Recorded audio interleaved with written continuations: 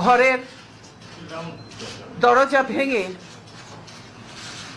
ভেঙে আমার বেডরুমের দরজা ভেঙে রীতিমাত্র ট্রেনিং হিসেবে তারা বের করেছে এবং এমনভাবে বলছে যে পুরুষ মানুষ এমনভাবে বলছে যে জোর করে ওনাকে উঠিয়ে নিয়ে আসেন, জোর করে দরকার হলে ওনাকে কোলে উঠিয়ে নিয়ে আসেন।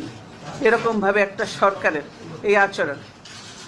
ওনারা ধাক্কা দিয়ে আমাকে গাড়িতে উঠিয়েছেন।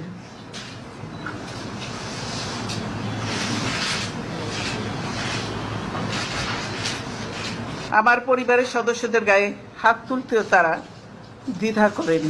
দ্বিধাবোধ করেনি। আমি এর বিচারের ভার মহান আল্লাহ ও প্রিয় দেশবাসীর উপর ছেড়ে দিলাম।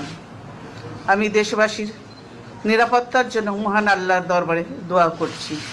আপনারা সকলেই আমার জন্য দোয়া করবেন।